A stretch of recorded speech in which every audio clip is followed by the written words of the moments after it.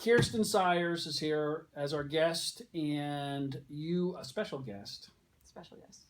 And so this is the first time, like I told you before, that I've done an interview live like this in the conference room. Usually you're so far removed that don't even know, I'm, in a different space, and it's a little bit more awkward because it kind of cuts out with sound. So this is now the first professional on cell phone videotaping that we're doing. I'm honored. You should be. Yeah. All right, so locker room talk. So tell us about it, but before you do that, just talk about,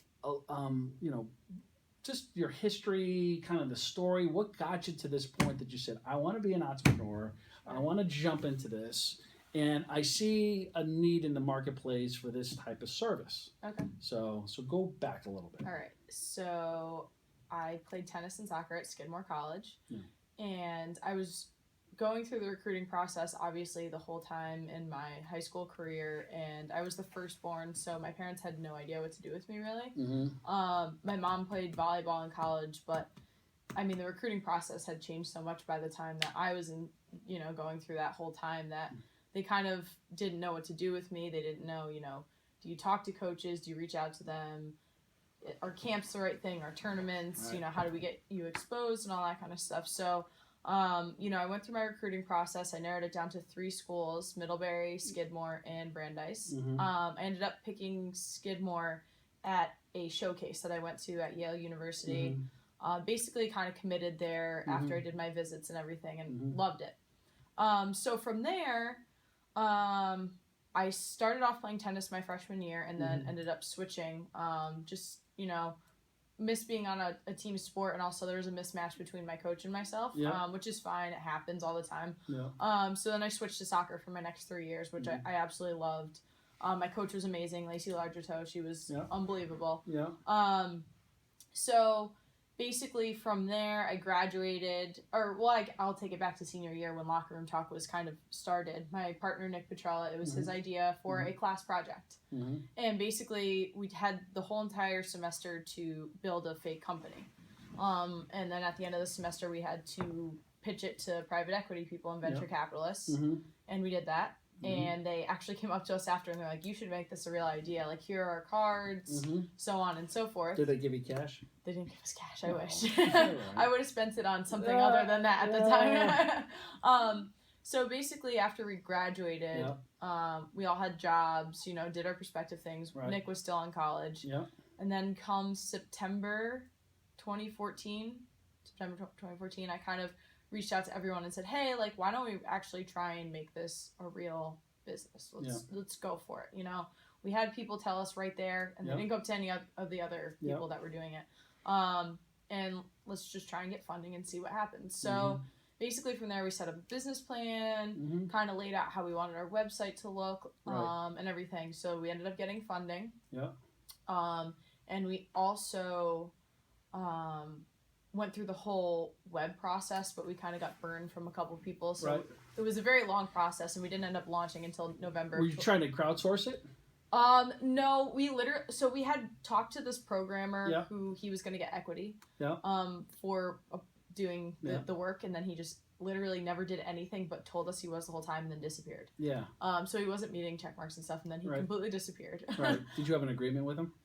Yes, so he didn't end up getting the equity because we had it kind of in stages where if he met certain goals, then he would get a portion of the equity. Luckily, we had that in place because now he doesn't obviously have that. And then we ended up switching to a company called Frenic Labs. They're based out of Atlanta. So that's who we're using right now. And from there, we ended up launching in November 2015. So we're obviously relatively new. And we've just been really working hard to get a lot of content up there and exposure to high school parents as well as college. So we're going to talk about, I have 2 questions for you, so I want to back up for a second. But I want you to talk about the reason why. Like, what's the purpose of the website and the platform? What service does it provide? How are you going to scale it? But as someone who just got out of school less than a year ago, right? A year and a half ago. Year and a half ago. what was that decision that you made when you started your first job? What was your first job? My first job, Morgan Stanley. It was right after I graduated. So you were in finance, Yeah. and you were kind of saying, do I even like this? Is it boring? Because banking is just, it is what it is. Yeah. And if you ever watch The Big Short, then you'll realize how evil that industry is. So you said, these are evil people. I want out of here. I want to do my own thing. Well, the people definitely weren't evil. They were nice. They were nice people. They're not watching, so we can say that. Yeah. Maybe they are. I don't know. No, I actually, honestly, I did really like the people that I was working with at Morgan Stanley. It was just, it wasn't for me. I wasn't like a desk job type of person. I mean, obviously, I grew up playing every single sport under the sun. Yeah. Took that on throughout college, and then, going and sitting at a desk all day and kind of having that mentality of, okay, I need to sit here even if I'm not necessarily done with all my work or all that kind of stuff was a little bit bothersome. So I think it was just, my dad's also an entrepreneur, so he kind of was a little bit of an inspiration. My mom also owned a fitness center for a lot of time, so they're both pretty entrepreneurial. Yeah. So they supported you. They're like, oh, absolutely. Do it now. I know how the conversation went. Do it now because 10 years is going to be too late. Exactly. So that was kind of their... Yeah. Yeah, they're extremely supportive of everything. Yeah, and I know Nick's parents were as well, and everyone's parents that are involved are extremely supportive. Yeah. Like everything, emotionally, monetarily, everything. They were just completely on board, which was very nice to, and it made me feel a lot better. Well, because they believe in you, because you put the effort in. They know you're not going to, just wait around for things to happen. Right, and it's something that I feel passionately about because I've just seen so many people go through the recruiting process, and there are people that have had a great recruiting process, but they got to the school and then transferred or switched sports, like in my case, or quit the sport altogether. And it wasn't for any... I would never say that there's a quote-unquote bad coach, but there is definitely a mismatch of personalities sometimes that you can't really convey throughout the recruiting process, because coaches are trying to get athletes to their school, and athletes are trying to get into schools. Right. So there's just needs to be more of, I think, a sort of balance between the two. Right. So locker room talk. All right. So the core of what you're just talking about is you've created this digital platform to connect parents and kids with schools, but giving them more content and a player's perspective on their coach. Right. Exactly. So that was the reason why you did it. Right? Exactly. All right. So that's where you're going. So you saw the need to connect it. How you started putting together the pieces were people that you knew. So you figured out that Nick did this thing well. Maybe not bring a jacket to a game and get surveys. Inside joke. Yeah.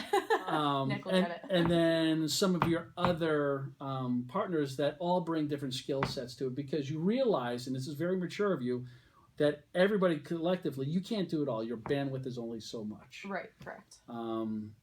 And then you have bigger visions for where you want to see this go. And so from where you started in November, which I thought it was awesome, to where you are now, talk about how many coaches have been evaluated, and then what's the number of scale of how many people have actually evaluated those coaches. Okay.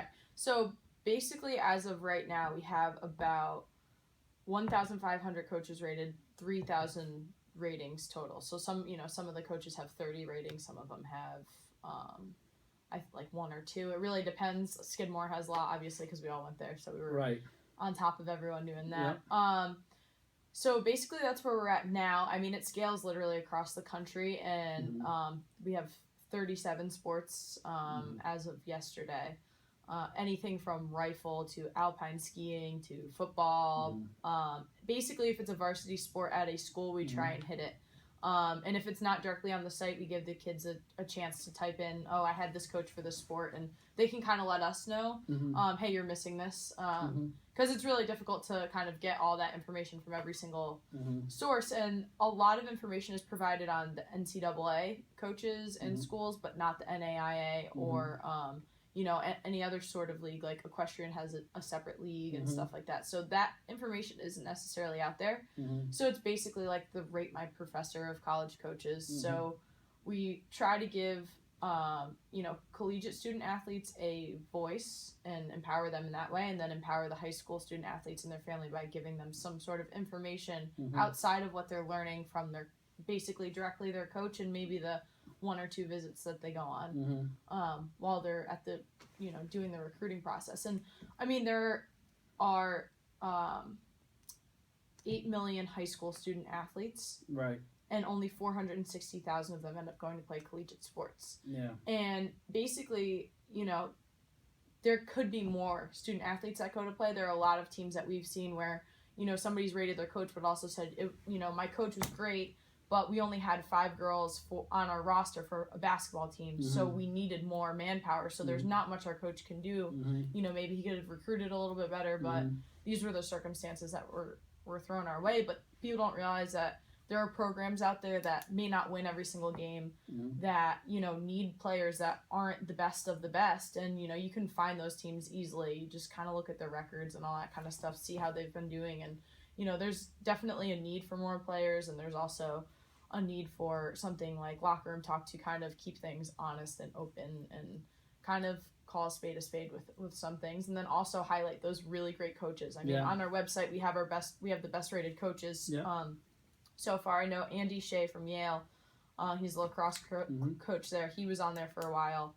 And I had also just talked to a couple of my friends from there who absolutely loved him.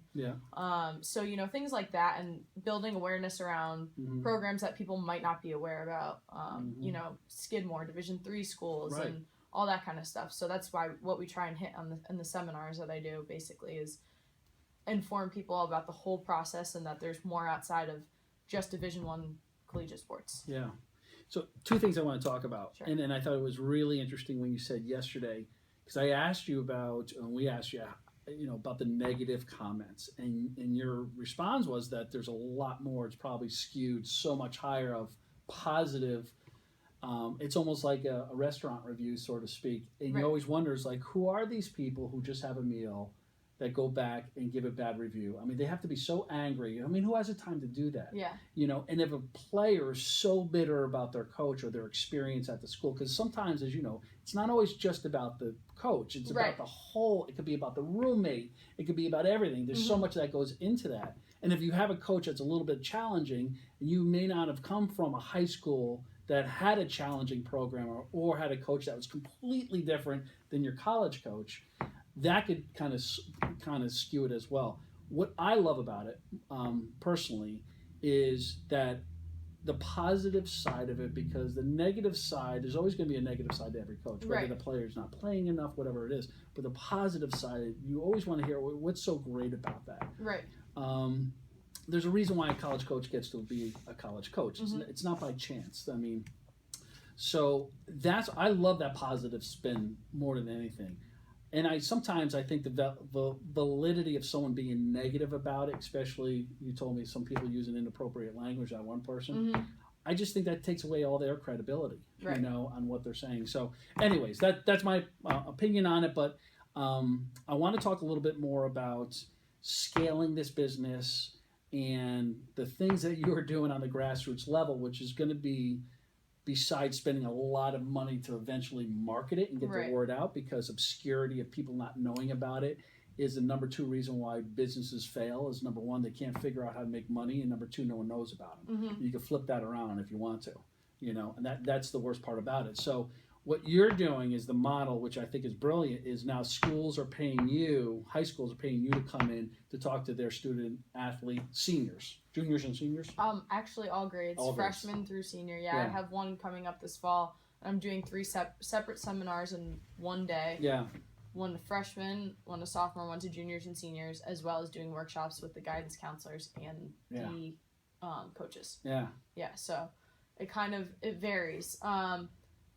Back to the negative positive thing really quickly. So on our site, don't let it go now. Get your point. No, if you go on the profiles and somebody does make a comment that is negative and every other one is positive, you can like or dislike the comment, so you can add credibility. You don't even have to necessarily comment. If you see a comment that you don't agree with, you can like or dislike it. So that also adds to the whole thing behind it. I think it's great because you have to show both sides of it. But I don't know. I look at like when I go to a restaurant and people give a bad review, I'm like, well, they don't know. They probably went to Applebee's the night before. I say the same thing about coaches. I mean, where you're the town your dad and I grew up in, it's like snitches get stitches. Yeah. You don't tattletale at a coach, right? Lisa? No tattletaling. But it's important. It is important because 90% of parents have no clue, right? They want more than anything else, parents' pride. They want their kid to go to Yale. They want their kid to go to these because they want to tell their friends and their family, oh, my kid goes to Yale or Harvard, whatever it costs, I'm going to figure it out because it's a brag factor. Yeah. The reality of it is 80% of those kids aren't your kids. 80% of our kids are average. Yeah. They're average kids. They're going to go to average schools and they're going to have the best. But to break that in parents' thought process, here's your reality of where your kid's going to end up. They can say that they're looking at Penn State and all these other schools to play lacrosse, and then you always see where they're getting recruited, but the final schools are Western Connecticut, and those are the schools that they're going to go to. Right. Yeah, I mean, being honest with your talent level is probably one of the biggest things. Getting other coaches to evaluate you. Yeah. And like having them say, I think you're a Division III player, or you're a Division II player, or maybe a low D1 player. Like keeping that honesty will make your process so much easier. Right. Because then you can take a step back and say, okay, let me rethink about what schools I want to go to. Yeah. And have a couple of reach schools, sure, and things may work out. And you may rise to the occasion and work your butt off and that kind of thing once you get to the school and play and do all those things. But at first, I would say just take a step back and really think like, okay, I'm not just dealing with my state, and I'm the best in my state, but I have all these other states that I need to compete against. And, someone from Vermont who may be a great football player, you have to now go compete against somebody from Texas. There's no good football players in Vermont. Let's stop there. I'm sorry if you're from Vermont, but there's 5 of you. Sorry. But it's true. You bring up a great point. You definitely bring up a great point. I also say you should never tell a kid that they can't play somewhere. Right. No, I agree. Because there's value to a kid that wants to play up. Mm-hmm. If you want to walk on at a certain school and your goal and your life dream is to play at UConn or to play, that girl that scored that final point at UConn women's basketball game, she was a 5th-year senior. She was a walk-on. Right. She scored in a national championship game and the entire bench went crazy. Yeah. I got chills watching it. I'm like, you know how much effort that kid and sacrifice that kid had to make to get that one shot in? It was good karma, where she probably could have went to Trinity, or she probably could have went to Southern, or she probably could have went to a UMass and played 2.5, 3 years. But she chose that process, and to me, there's something about those certain. It's not for every kid because not every kid's going to want to sit on the bench. Right. No, absolutely. I had to sit on the bench. I switched sports. I had to basically revert back and practice as much as all these other girls were practicing, plus 10 times more because I wasn't. I played soccer 1 year of high school. Yeah. And that was it. So I was like tennis. So I and I was a walk-on. Yeah. And then I ended up scoring gold my senior year. So I understand it. You're the story. You're the story. I get it. Yeah. Don't say you can't go play. As soon as I told my parents I wanted to, not continue with the tennis team, they were again supportive and like, okay, like what sport? Let's try and like go for a different sport. We won't play. I was like, soccer. Yeah. Okay, great. Yeah. We're working your butt off over the summer. Yeah. And you got there, right? You did it. Doesn't matter what level. Yep. So your goal is your core of your goal of this business is you saw a need in the marketplace. You saw there's, obviously you have an entrepreneurial spirit because you grew up in that environment of your parents both just grinding it out, right? Just figuring out how to just make a living out of it and working their tails off to do it. And so you grew up in that environment where you're like, this is something I want to do too. Mm-hmm. Your pedigree got you there. Your effort and your sacrifice got you there. And everything you've learned along the way, how to work at it and chip away. And you're persistent as hell. Yeah, yeah, I definitely am. So what's the next big thing for you guys? You're only 8 months into this thing. Mm-hmm. What's the next big thing? Doing what you're doing really well right now and creating that story? Yeah, so I think we're going to focus on the head coaches for now, but we definitely want to expand it to assistant coaches and even school programs overall. So it'll be, You know, you can go rate your head coach, your position coach if you have position coaches, depending on what sport you're playing, or just your assistant coach, as well as the program overall. So Skidmore College, you can say, you know, we didn't have football, but every single game that I had at Skidmore, I had friends who would paint their bodies and do halftime shows and do funny things and cheer for us and all that kind of stuff. So I had a good experience with that. My friends always being supportive, and all the teams were supportive of each other and stuff, which you might not get at a huge D1 school. I don't know. I didn't have that experience, but I'm sure everyone's going to the football games. But take a step back. Are they going to all the tennis matches? Are they going to all these other sporting events? And I think commenting on that, and we've talked to a bunch of athletes who would love to comment on the atmosphere overall of their athletic experience, because it's such a huge part of it, and you don't even realize, because it's not fun if you are playing and you have nobody watching you besides like mom and dad. I mean, we all love mom and dad, but we want our friends to see us and then go talk about us after and, you know, all that kind of stuff. So I think that's also another huge portion of expanding in the future. But for now, we definitely want to get, I think, to have a completely unbiased opinion on someone, you need to have at least 10 reviews. Yeah. So we're going to aim to get 10 reviews on each of the coaches as best we can, as well as get those statistics up there so people can also see, you know, if everyone's like, wow, this coach was so tough and blah, blah, blah. Not saying anything bad, just like tough practices, tough this, tough that. Letting them know that they're tough, but they're winning every year. Yeah. You know? And there's a reason behind why they're tough. So if you want to play on a winning team, this might be a coach for you. Yeah. If they're tough and they're losing every single game, you might want to think, okay, I don't know if I want 5 a.m. practices and to just lose. Right. Most of the time, that's not the case. If they're a tough coach, they're usually probably winning. Yeah. But that's definitely where we want to go to in the future and what we're focusing on now. Scalability. So how many kids, I think you threw some numbers out yesterday, so how many kids are coming out of high school each year in all sports? Do you know those numbers? Yeah, it's 8 million. So you got 8 million. You have 8 million families wondering where their kids are going. How many colleges do you have and sports do you have that are going to fill those 8 million kids? Well, only 460,000 end up going to play. And that's think, not. And there's about like 300 to 400 in each NCAA division. Okay. And then NAIA is a whole nother animal, and then some people go to junior college and stuff, so there are other options, but for NCAA there's about 300 to 400 in each division. I think D3 might be the biggest out of the 3. So potentially when you're talking to investors, you're looking at people that are going to be interested in your business, besides investors, just people, sponsors, partners. The scalability is huge. It's massive. Yeah, so with 8 million kids coming out, but only 500,000 are actually going and playing NCAA or NAIA or junior college. Somewhere around a little bit more than that, probably. Could there be more, or there's just not enough? Absolutely, because international is huge. Yeah. International sports are huge. I know there are a lot of ADs that I've talked, high school ADs I've talked to from Hawaii. Yeah. And they have a lot of really great talent, and Are we considering Hawaii International now? No, we're not. No. I'm just talking about. Maybe I missed that class. No, but like, we're funny, not. No. You better start laughing. Yeah. No, we're not considering that international. Skidmore, I'm gonna have to. No, it's not even just Hawaii, but like.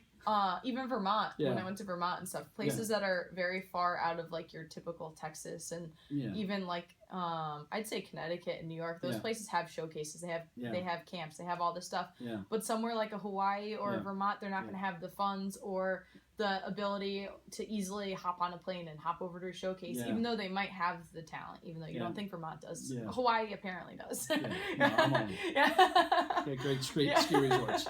Great skiers. Yeah. But when you look at European kids and Japanese kids at all, when you look at that model, you look at IMG Academy, who keep bringing in kids from 30, 40 different countries because of that elite athlete. They're thinking, you know, the melting pot and the elite type of athlete now is there's schools that are popping up all over the place like that. There's ski schools. I mean, you mentioned Vermont, but there's international ski schools now. The kids are coming from all over the world to come here. So I agree with you. I think your model could be not only just here, but I think expanding internationally to give those parents who have the means to bring their kids and who have the kids that have the ability to come to the United States and go to school and play NCAA, because there is no NCAA or college athletics. And they know even less anywhere in the world. They know even less than the U.S. parents, obviously, because they think a college sport is just something that every school has, and Right. they're all the same, and Right. it doesn't matter, you're just playing a college sport. I Right. spoke to one kid who was on the tennis team at Skidmore, and Yeah. he was telling me his, process of coming here, and from abroad, and he was just like, yeah, I basically, like, I really wanted to go to college in the U.S., but I didn't know the steps to take. I didn't know the recruiting Right. process. I didn't know who to contact. I basically just kind of, like, willed my way into playing tennis here, and he ended up at Skidmore, and I think he's happy with the decision and all that kind of stuff, but I think it's, he wishes that he was more informed throughout the the recruiting process, and wishes that there was a place where he could have went to say, oh, I don't know how to play tennis in college, but here's a blog on the 5 tips to play tennis in college, and here's who I can contact, and these are the things that I can do behind that. Right. So do you see, because there are these massive recruiting sites, and everybody's evaluating players, especially in the big 4 sports, where people assume that there's a lot of, actually, because there are eyeballs and there's interest, people care about who's going to play basketball at Kentucky and UConn. Oh, absolutely. People care about who's going to go play football at Alabama and Clemson and Notre Dame. So there's enough content in that space. What I love about your space is that you're serving parents and those kids, the top tier of the elite, right? People know who they are, right? They know, because they're going on. Nick Saban. They're going on. They're going on trips, right? They know, regardless whether they think if you have kids evaluate Nick Saban, you're not going to get 100% saying he's a great guy. Is he a great coach? Yeah, but down here is the massive part of who your interested consumers are, right? And that space is you're not charging kids right now, right? No. So there will be a membership fee at some point to unlock some more content. Right. It'll be minimal, but you'll still have access to some of the content and stuff. But yeah, right now I don't feel like we don't have enough content to charge people. We don't want to rip people off. Right. Never. You're providing a service, right? So you have content that's great. So that's your model, is going to go to a more of a membership model as you grow. And you're going to create partnerships with some strategic, kind of synergistic. I'm thinking of every corporate word to throw in here right now. Low-hanging fruit. Low-hanging fruit. Loop me in on that. So you need to find some partners now that it aligns perfectly with your same audience, right? So someone could connect through. Maybe they are looking at Huddle or Max Preps, or that kind of connects the dots, or it's international or colleges directly. Right. To kind of come back to where you have this special, because your content to me is still like Travelocity. It's still like, it's that if I'm rating something and it's open and free for now, I may be interested in kind of, okay, well, now I know about University of Vermont, but now I know about the coach, and I'm looking at that, but what other information can I mine out of your site is I think what you're trying to figure out right now. Right. The scaling. Absolutely. So now we know that especially the international students from Hawaii and Vermont. Yep. They'll have outreach. Outreach. You'll figure out that part of it.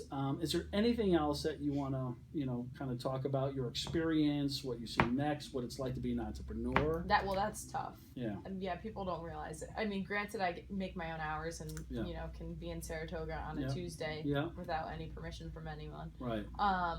But I mean, this is my job 24/7. This is what I'm doing 24/7. I'll wake up in the middle of the night and remember that I had to do something and have to go do it, or I take it home with me. I take it away with me, basically. The first time actually being away from it for 10 days was when I went to India, because I literally had no internet service and I thought I was going to have a heart attack. I was getting really anxious about things, and I mean, luckily everything was handled okay while I was gone, but it's still just like that constant worry, because it's basically like your child. You're seeing it through from an idea to where it's at now and where it'll be in 6 months, and then another 6 months from there. So it's a very rewarding experience. The day that the site launched was such a relief. And now it's like, we had our relief, and now we're like, okay, now we can make it better. And how do we make it better from there? And constantly trying to update things. And I mean, in my mind, I don't think it'll ever be a perfect site, because there's always going to be something like, oh, I want this done, and I want this done. And it might not happen right away, but I think we'll get there eventually. So tell everybody how they can get a hold of you, and Rob's going to edit in some information. You'll be able to put in, like, sure, her email address. And so how could they get a hold of you? So I guess the easiest way is to contact us on our website, lockerroomtalk.com. Yeah. And then also if you search Locker Room Talk on YouTube, Facebook, Instagram, Twitter, and LinkedIn, it'll show up first thing. Okay. Or even on Google. And people can message us on either of those. There's a message thing on Facebook that people can message us through there. They've done that a bunch. Or my email, which is my first name dot my last name at lockerroomtalk.com, which he's editing in. So. He's going to edit in with music, and you're going to cut out all the other bad dad jokes. All the bells and whistles. And Lisa, you guys get the blog hopefully up on your website. Yep. Right? Big kudos to Lisa. So, I hope this wasn't, you did great. Thanks. Yeah, Thanks for doing it. You did great, and so thanks for showing up and being my first guest in the corner of this little, of our conference room. So that's it. We'll check back in a year. I'm on a new way.